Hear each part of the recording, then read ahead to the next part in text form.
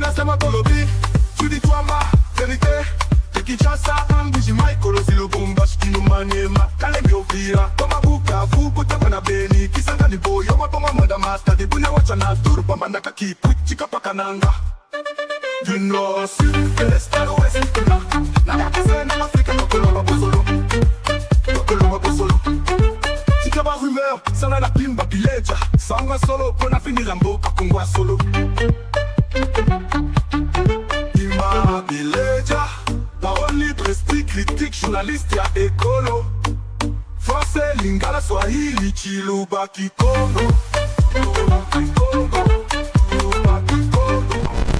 Très bien, voilà devant vos petits écrans. Bonjour, bonsoir, mesdames et messieurs, bienvenue à cette dernière partie du magazine d'actualité générale en République démocratique du Congo. Eva Patrick Eva Chou, merci de votre fidélité, merci à tous ceux-là qui nous suivent depuis partout. Qu'est-ce qui se passe réellement nakati ya Uvira, Bukavu, Kamituga, Bakwenyo Soana Bandeko Balandi. Papa va toyoki ke Uvira est tombé. Qu'est-ce qu'il y a au juste na yo qui va panique? Vous allez qui tellement belé nakati Olanda biso. Mais je vous rassure que vous serez surpris aujourd'hui. En plus, non seulement na ba destruction ya ba drone ya makasi. Ba drone ya makasi wezala ko pesa courage na batuana po bakosaka bino nde masolo tokobeta na bino bandeko balandi. Encore une fois de plus, la RDC de retour na scène diplomatique. Tu sais qu'il y a Mathilde sous dimension. Conseil de sécurité, écoutez, qu'est-ce qui était au centre? Danemark, États-Unis, va réitérer le même engagement, il y a application et résolution 2773 Bandeko Balandi M23 Mango Oati. Papa Eva biso toza na Bukavu toza na Goma mais tozo sentir te maga mozolo ba tozo monaka neti te batu oyo bazaka na kati ya musana bango wana ya kobomaka biso ko détruire ba mboka bo fanda boya na bakiti to fanda na mo muketo beta masolo mboka Vital Kamerhe asali ba déclaration à lobinini nalingi to beta moi masolo na bayike bozati nangina mona bino. Merci beaucoup na ba banso ba encourager ka biso vraiment merci. Docteur Honoré de Balzac, merci en tout cas de fidélité. Peselanga famille mobimba mbota ebi abenginga bi papa Eva bazolanda yo partout. Na famille langa mobimba kutu bayebi balanda yo tongo bidi poko na bi tika bayike wana pena bayike ya solo pena ba kongomani eloba na ndeko nanga mongo boy kongomani. Boya tellement ebele to se pena na poko na pesa bino basango parce que moment ekoki oyo bolandaka ba information ya solo et utaka na bimba bileja. Na mona commentaire na yo aliboso déjà bimba bileja. To démarrer déjà mbalamoko. Mais avant de démarrer, je vous rappelle likambo ya Maxi Bien-être. Un très bon produit et aussi lisa ba fatigue en zolto, frigidité pour na basi, ba inconfort nyonso, diarrhée, ba fatigue, je vous assure qu'avec Maxi Bien-être bandeko balandi ezali kao. Maxi Bien-être n'a expliqué bino que ezali solution moko bio composé des plantes traditionnelles, voulais-je dire, ezali ko stabiliser. C'est vraiment un produit curatif. Ezo stabiliser glycémie to maladie à sucre, diabète, barin, ezali ko nettoyer hémorroïdes, ezali ko silisa, oza ezali alibande ya kati. AVC, mwasi mobali ba koki kozwa Maxi Bien-être sans difficulté aucune. Bozapi, bozoluka Maxi. Numéro yangwana affiché. Papa Eva tika pe numéro wana tomona ngo bien photocopier facilement. Maxi Bien-être zawana bobenga to bokomela bandeko. Ya Maxi bako répondre pe bako pesa bino orientation soki livraison à domicile na bureau ndenge bolingi. Kinshasa mobimba ezali Lubumbashi, Mbuji-Mayi, Kolwezi, Matadi partout là-bas bobenga bako orienter bino lolenge elongo bami pour être boleka facilement. La santé n'a pas de prix. Pas de problème de santé. Toujours des collègues bandeko balandi pour être ça la biso ba bien mobo et surtout ba kongomani ba basimba ba bande fenêtre ba biso et ça la paix ba bien ba komaka pe bimba bi les gens de retour. Tozali na dossier ya Uvira depuis la journée. Bodi que notamment on a eu ça la programme ya pourquoi je n'avais pas prévu parce que l'émission se prépare. Je n'avais pas prévu tout ça mais na yo ki bato ba bengi. Babandi ko s'inquiéter papa va me match ça ko le kanengeni na kacha Uvira. j'étais obligé naya na poko awa, mais je ne pouvais pas venir dans ma précipitation sans avoir tous les sons des cloches, bisika biso ezala na Uvira, haut et moyen plateau. Il fallait obligatoirement na lukelabino vraiment ba information ya solo tokutana na rendez-vous ya ba congolais. Mais il y a deux choses na dénoncer vers la fin de cette émission. C'est pourquoi je vous demande de rester jusqu'à la fin. Il y a deux choses très importantes dans le Bélango. Binomon pour comprendre que ça valait vraiment la peine. Il faut tout dénoncer et puis ça vous poussera de bien partager massivement cette émission qui sera beaucoup suivie par les autorités parce qu'il s'agit bien de ou de elles, plutôt les autorités. Donc ici, il est question Bandeko Balandis. Avant de décoller, il y a d'abord moi extrait, il y a image Oyo. Tozali na kati ya Nzibira. Nzibira na expliqué bino que tozali na axe ya Shabunda. Shabunda, Nzibira, Mulamba, côté nyonso wana. Oye kambami plutôt et simbami na général Baïché, na général David le libérateur, bakangaki axe Mobimba wana. Na expliqué bino que quand le M23 avait vidé la ville de Bukavu, l'objectif principal les alaki yanine. Mais bota la siko parmi Arsenal Oba Memaki ndenge bazalaki kokende. Qu'est-ce qui leur est arrivé exactement? Ndema solo torobanda na yango wana à partir ya drone na bango oya bitumba. Suivons d'abord cet extrait ya 15 secondes tozonga to développer basango ya poko alelo. Yango wana drone ya 23 déjà touché yango wana drone ya 23 déjà lelo toko ici yango vraiment ekwei ici yango vraiment na Nzibira ekwei drone ya 23 déjà touché yango wana drone ya 23 déjà lelo toko ici yango wana vraiment ekwei ici yango vraiment na Nzibira ekwei drone ya 23 déjà touché yango wana drone ya 23 déjà lelo toko ici yango wana vraiment ekwei ici yango vraiment na Nzibira ekwei. Très bien, c'est parti. Bozali liboso na bino na mwa eloko bozo mona wana eloko mo etungisaki bayike trop. Bandeko Balandi. J'avais expliqué ici les 2-3 émissions passées que M23 bazui Arsenal na bango nyonso presque na kati ya ville ya Bukavu baketi objectif ezali semoko to pasola to kendovira c'est fini. C'est fini. Nanga kuta lobaka ngo awatango yemoko a se prononçaka ke nazali tuti, nazali rwandais, bitumba otozo bundezande pona biso tuti.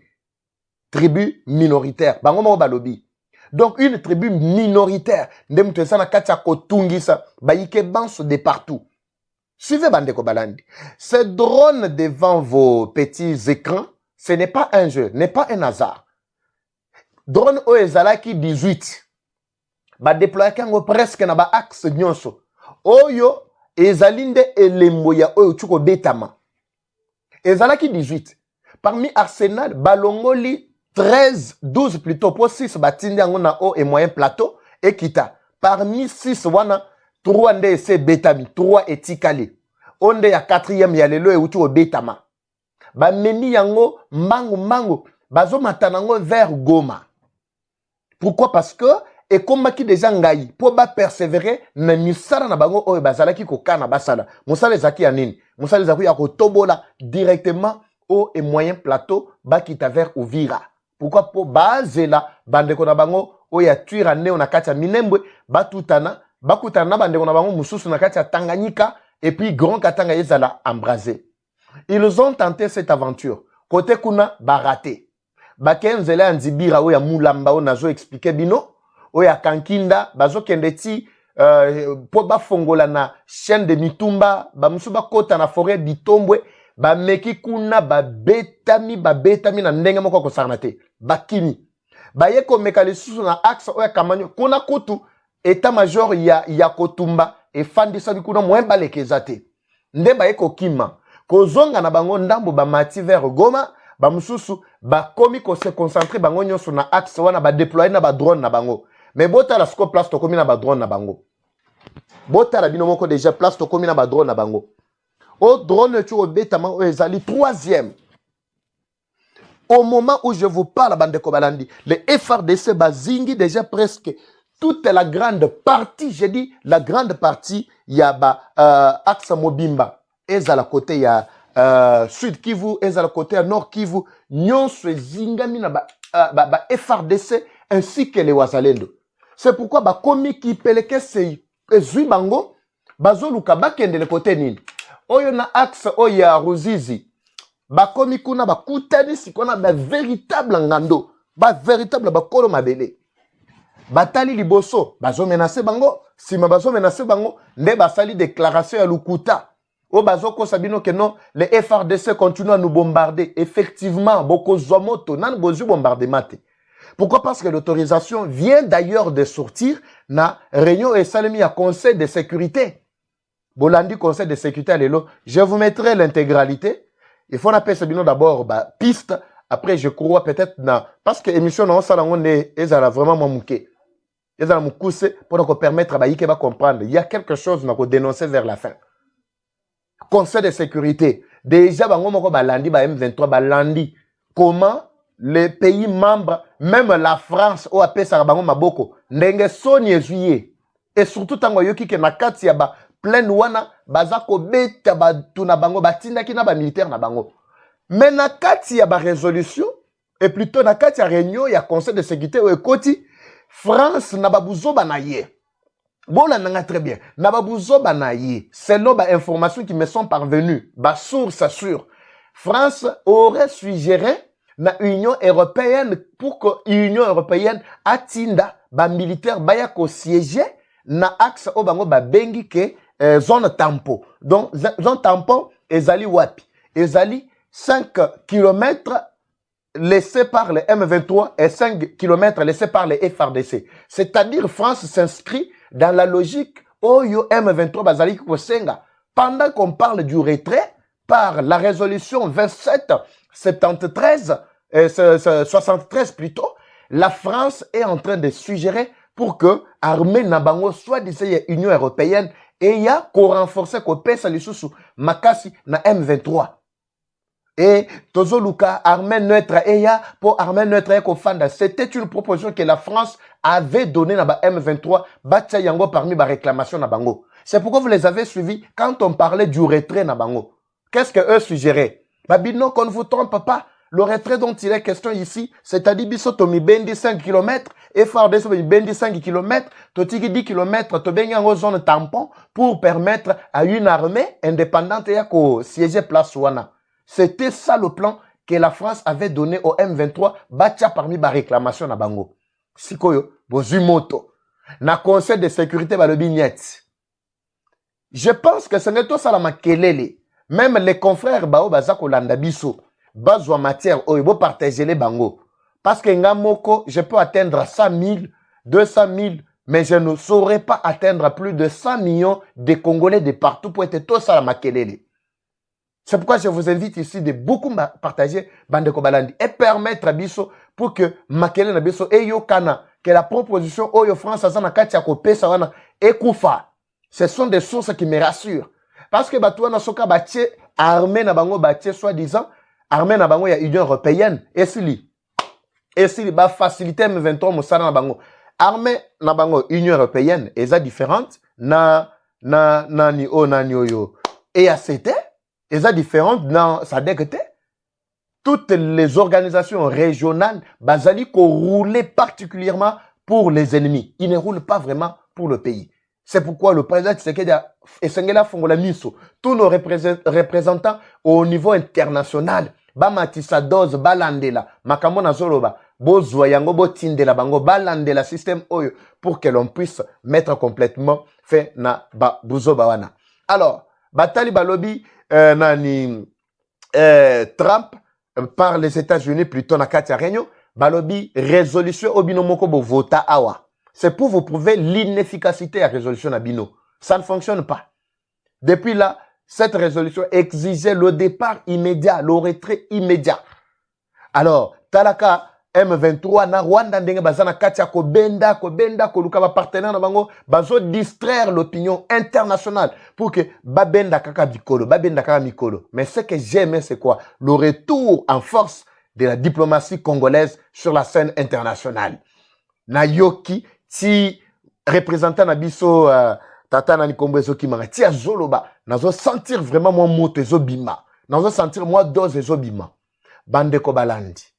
Awa tozoloba na kati ya Uvira rien bako sabinote le M23 ils ne sont même pas bameki kutata mukete bayeba kite que non Conseil de sécurité dossier à résolution 27 Kleboa elingaki ezongeli metango bameki botala ndenge ba vivre image ya drone wana ezalinde lelo ndenge basopi bango balakisi bango nzela ya kote na bango bawuti les wazalendo drone ya 23 déjà les wazalendo coup de chapeau na bawaza na biso bor yangana la population bazo beta mabo bazo epela botela biso bor yangana botala ngo bien drone oyo ndenge na expliquer bino que ezaki na capacité ya ko atteindre plus de 1000 mètres en une seule seconde et koki ko atteindre facilement et koki ko lâcher ba bombe et lâcher presque ba coin belé pendant ko déstabiliser ba axe na bango. C'est alors que j'interpelle ici le gouvernement congolais. C'est vrai que le ciel est allé un peu déverrouillé à côté Moussous pour permettre aussi un ravitaillement de notre côté. Mais toyebi que dans le domaine oyo ya ba drone na biloko oyo, il y a toujours possibilité de verrouiller avec code.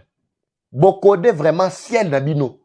Ceux qui battent bazana code te moyen va survoler exaté. Je me demande ceux qui que non le ciel est verrouillé avec le code mais bango bazu code wana ndenge pour que ba faire survoler drone na bango na ba axe wana et surtout axe wana nzibira ou et moyen plateau nyonso wana. Mettons du sérieux bandeko balandi pour que ces ennemis ne puissent pas nous atteindre. Nazo seksebino momuke awa. D'abord awa tozana kati ya Kamituga ndenge na exibino depuis la journée que Maxi kuna na boyaji ko fongola je ya Kamituga. Waza moko ebisenga ni papa Eva tika na yo. Bango balobaki ke non Kamituga nyonso Uvira Nzibira nyonso za maboko na biso. Ti azo tielanga image olobi bomba ba aspect mususu ko fongola te.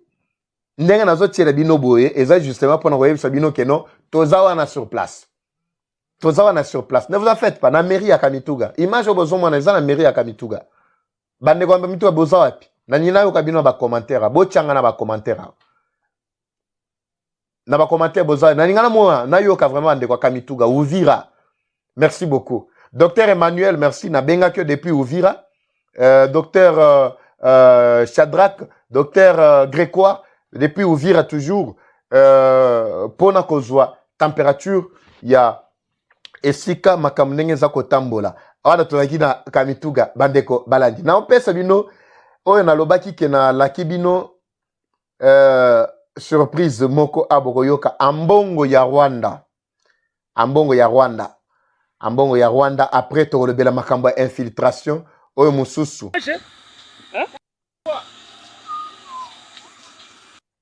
tokolobela pe infiltration oyo mususu moto azoteka tomwa ba mwa biloko ni balé boy na kati ka mwa sac boy mutu wana azako futela hôtel très bien à l'aise azali ko na téléphone moko ya kanda azali bien équipé ezaka système abami batoma boma otoza ko dénoncer na Kinshasa batoma boma vous vous rappelez n'est-ce pas batoma boma ebele ba côté ba Kingasani ba côté ba limité otali mutu bom mais azana chombo moko ya kanda afanda na terrasse okoti na terrasse bo courant bien panneau à l'aise.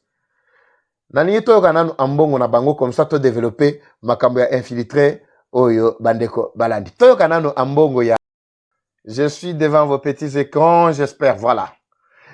Wana ambongo ya Rwanda. Aliko expliquer comment ils sont plus que déterminés pour la ville ya Masisi pour na plutôt axe mobimba ya Masisi. Alobi emata ekita biso ba Rwandais esika obozo mona wana Masisi ni ya ba Rwandais. Axe mobimba ezali na mabele na biso ba Rwandais ezali na Congo otozo réclamer tilelo. Wana ambongo ya Rwanda. Sikobo ya na ambongo na biso ya awa. Bokoka makambo koyebisa bino. Au contraire, il doit appuyer ce que ambongo na bango o ya Rwanda zoloba. Okota ke okuta awo epana biso oyo ba o ya biso. Ba o ya biso. Esengeli ba bundisa M23 muto aye ko boto na mabele mabiso olie ba bundisa ye bango bazo kende ko yamba bango. Na bita so bozolanda. Bango bazo kende ko yamba bango. Paradoxal. Datigeli bino moko. Botia vraiment mon réflexion à la table. Et puis vous allez comprendre. Et c'est Tozali. Je ne veux pas m'éterniser sur Ambongo Wana. Tozali ko vivre ba infiltration à Makasi. Suivons d'abord cet extrait également. To développer 2, 3. Et puis Tolo Balilo Bayasuka. Tokabwana. Pona Butu Yalelo. Suivons également Sabandi Kobalani. Moi, Bimba Bileja. N'en koma déjà va commentaire Bimba Bileja. Suivons.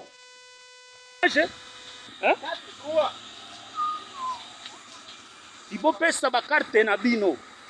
Pesa carte na yo. Deje me wapi nde pesa yo carte. Biso toza ko tinda message pona gouverneur. Pona gouverneur na biso. Jaba komito. Makambo ya étranger. Ba étranger awa na kati na mboka oyo. Deje mazo continuer ko livrer pona bango ba visa. Ngonga o toza nango biso bana mboka de to sala sécurité ya mboka. Tozana posa komona kabato oyo awa te. Saki mukie moto atambola nango, chako si mukie boye. Ozana soki na 50 pere ya biloko. Kati ya 50 pere ya biloko wana, ozoya kofuta hotel. Ozofuta hotel na kati na mbongo mukie wana, botele mawana, boza suspandi wana. Boza kofuta hotel, pe likolo yango, boza kolia ba restaurant cher, mbongo yango boutaka nango wapi. Pelo kota boso lango biso toyebi yango te. Allez, nani telema yako tala ba mukatala ba. Telema yaka. Pesa. Balusa ngobo. Meo esa mukanda te, visa ezabi. Hakuna visa? Visa ezabi. Sio visa. Osomona. DGM ya Douembe. DGM ya Douembe yoyo aza ko livrer document pona ba étranger. Pesa ya yo. Très bien Badeko Balandi. Et là on a lingana lo bayangoyo. Le président de la République vous partagez massivement. Le chef de l'État. Vous avez toutes les potentialités na bayelo zanango pona ko silisa bitumba oyo en un clin d'œil. Vous partagez les places, vous tapez botine de la chef de l'État. Vous avez toutes les potentialités. Dans le lobby, vous êtes prêts pour na ko silisa bitumba oyo en un clin d'œil. Maintenant, le problème chez vous, c'est quoi? Oh, Bandeko Balandi, tokatani. Sorry. Voilà. Toi, c'est ça. Le problème chez le chef de l'État, c'est quoi? Lenteur avec laquelle le président Tshisekedi a zombé Mamakambo. C'est tout ce qui nous casse la tête ici. Combien de fois chaque jour ici, nous ne faisons que alerter sur les responsables, il y a des gemmes. Mais ce sont eux qui favorisent l'infiltration. Jusqu'à ce niveau. Botala ba document au des gemmes azo offrir na ba étranger. Botala binomoko. Naibite, batu o bazana des gemmes oyo. Batu baleki fachi. Boye bisangana na kacha ba commentaire. Baleki fachi na ki autorité. Baleki ba premier ministre on a ki autorité. Je ne comprends absolument rien. Numéro 1, il y a sécurité. Donc bateau il y a des gemmes baleki bino. On avait insisté, on a même parlé plusieurs fois. Nabatu oyo, il y a des gemmes, surtout en commençant par le directeur général Nabango. Automatiquement, comme on a constaté qu'il y a déjà l'infiltration à ce niveau, et Sengeli Batu oyo bakangama. Bandekobo kata place au botin de la chef de l'État. J'insiste, je sais de quoi je parle. Eza na Uvira, eza na Bwende, eza na Wacha Durba, awa na Chela Kibino na Moi. Il y a d'autres images, botelanga oya Moi wana infiltré mususu wana eza wapi. Infiltré oya Durba wana. Ye wana. Batu o baza ko tambola ndenge ba ko tambola boye, botala bino moko tuba mwa biloko o baza nango wana maboko. Tubama biloko wana, kamwasa kuwana. Pas même sans père ya biloko. Mais mutuana naza capable ya kufutela hôtel ya cher. Mutuana naza capable ya kota ba restaurant ya cher. Mais bokotala azana nimité, passeport te, azana visa te, bazo livrer bango mukanda oyo ezalaka neti ya ba laisser passer. Otokotaka nango na Braza bakoti boye, otokataka nango na nini na Rwanda, na Goma, bango pe bakoti boye. Document simple onde bazana ngo, mais document na bapesa ngo na validité peut-être il y a quelques heures, 2-3 jours et kendaka au-delà d'un 2, 3, 4 mois te. Et comme une visa ezate nini te, mutuaza na passeport te. Ndenga bazwana bato bazolo milayi ondenge zaboy. Bazokota déjà mazo fungela bango. Déjà mazo pesa bango ba mikando bozo monana. Botala bino moko. Qui est ce Congolais là qui peut vraiment se pavaner dans un pays étranger? Naka mo document moko batie na kacha poche boy. Qui est ce Congolais là? Combien de fois biso bengana biso? D'abord na Braza. Toi chaka exemple Braza. Musika te na Braza. Makambo na zolo baboye bien très bien. Kaka na Braza na Angola kutu awa. Ba bengi biso ba sans document. Tofanda na Angola, tofanda na Braza. Qui ne se rappelle pas de 2014 awa? Basi na biso bibali ba beta mi lokola nyoka. Ba ye totondi sa bango na stade oyo côté ya ba maison communale ya Barumbu. Bazaki plein. Maison communale oyo ya Kinshasa bazaki plein. Qui ne se rappelle pas de cette histoire? Mais c'est seulement en RDC où l'infiltration, un pays à la dimension continentale telle que la RDC boy, des ezali vraiment bandeko balandi, vraiment livré par des individus, oyo fatia zotala bango kana misu. Mais comment tokolonga bitumba oyo ndengeni bandeko balandi, bitumbo tokolonga ngo ndengeni. Bokata place au botin de la chef de l'État. Merci beaucoup na bawaza, merci na ba oyo nyonso bazana katia ko sala sécurité makasi na bamboka na biso. Je pense que le message est commis. Vous avez nos encouragements. Dans la province nyonso, ezala bao bazana Kasai, ezala bao bazawa et puis tout ça, faites en sorte bandeko balandi que infiltration ton mettre complètement fin na yango. Bomoni mutu moko suspect et surtout na kacha Lubumbashi. Na bisaki bino bazana kacha Lubumbashi. Na sengi bino boye bisa comment ma benga bango. Message est comme la chef de l'État. La guerre est rwandaise.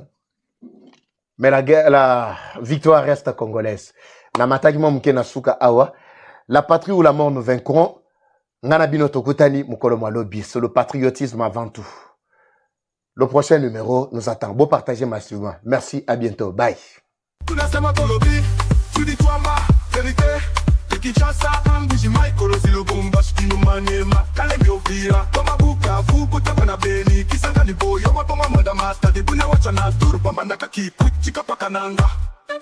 Du nord au sud, de l'est à l'ouest, na makasana na Afrika Kolomba Bosolo. Si tu as pas rumeur, ça n'a la pimba pileja. Sanga solo, pour na finir la mboka kongwa solo. Pimba pileja, parole libre, esprit critique, journaliste ya écolo. Français, lingala, swahili, chiluba, kikongo.